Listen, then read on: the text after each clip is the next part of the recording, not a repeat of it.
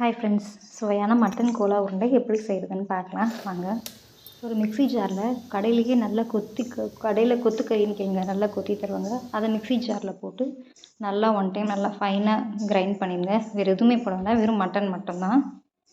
Grind பண்ணிவிட்டு நல்லா இந்த அளவுக்கு கிரைண்ட் பண்ணிவிட்டு ஒரு பாத்திரத்தில் எடுத்துக்கோங்க.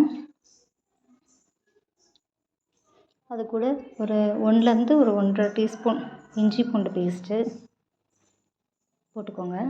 அதுக்கடுத்து லைட்டாக ஒரு பெப்பர், உரப்புக்கு கொஞ்சம் காரம் சேர்க்கணும்ல, பெப்பர் தூள் ஒரு ஸ்பூன் போட்டால் போதும். அதுக்கடுத்து உப்பு கொஞ்சம் தேவையான அளவு 3 போட்டுக்கோங்க. 3 போட்டு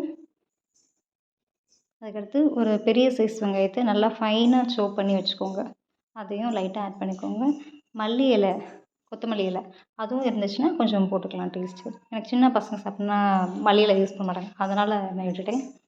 அப்புறமா பொட்டுக்கடலை ஒரு 100 பொட்டுக்கடலையே தனியாக முதலே கிரைண்ட் பண்ணி வச்சுக்கோங்க. அந்த ஈரப்பசை இருக்கக்கூடாது, பிடிக்கும் மாவில் உருண்டை பிடிக்கும் போது மாவு ஒட்டக்கூடாது. அதனால் தேவையான அளவுக்கு பொட்டுக்கடலை மாவை போட்டு நல்லா இப்படி பசைஞ்சுக்கோங்க. தனியாக எல்லாத்தையுமே மொத்தமாக போட்டுறாதீங்க, கொஞ்சம் பொட்டுக்கடலை மிச்சம் வச்சுருங்க. திரும்ப கொஞ்சம் ஈரப்பதம் இருந்துச்சுன்னா சேர்க்குறதுக்கு வேணும், அதனால் கொஞ்சம் நிறையவே திரித்து தனியாகவும் வச்சுக்கோங்க.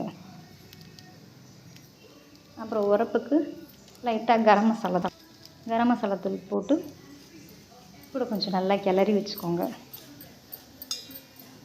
பச்சை மிளகாலாம் போட்டால் சின்ன பசங்க இருக்கும்போது அவங்களுக்கு வாயில் தெரியாமல், அதனால தான் கரம் மசாலா போடுறேன். இல்லைன்னா உங்களுக்கு உரப்பொடி ஏதாச்சும் இருந்துச்சுன்னா அதையும் போட்டுக்கலாம். இப்படி நல்லா உருண்டை பிடிச்சி வச்சுக்கோங்க. உங்களுக்கு உருண்டை பிடிக்கும்போது கொஞ்சம் தண்ணி பதமாக இருக்குதுன்னு நினச்சிட்டிங்கன்னா லைட்டாக அந்த பொட்டுக்கடலை மாவை கொஞ்சம் சேர்த்துக்கலாம். சரி, அதுக்கடுத்து ஒரு இரும்பு கடாயில் நல்லா எண்ணெய் ஊற்றி நல்லா எண்ணெய் சூடானதும் நல்லா ஒவ்வொரு உருண்டையாக தனித்தனியாக போடுங்க.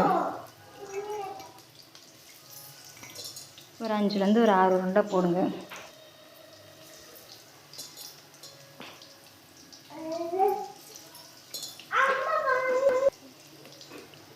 லைட்டாக வேகட்டும், நல்லா வேகட்டும். உடனே திருப்பி போட்டுறாதீங்க.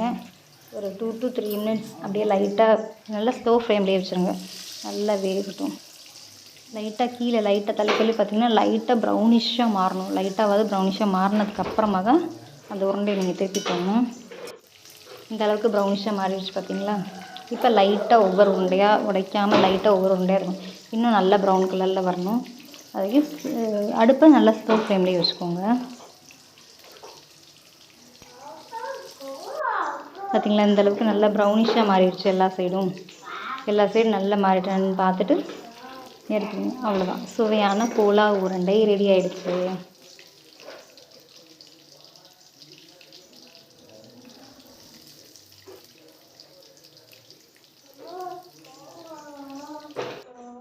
அப்புறம் எல்லோரும் என்னோடய வீடியோ பார்க்குறீங்க, ஆனால் யாரும் சப்ஸ்கிரைப் பண்ண மாட்டீங்க. So please subscribe my channel. Thank you.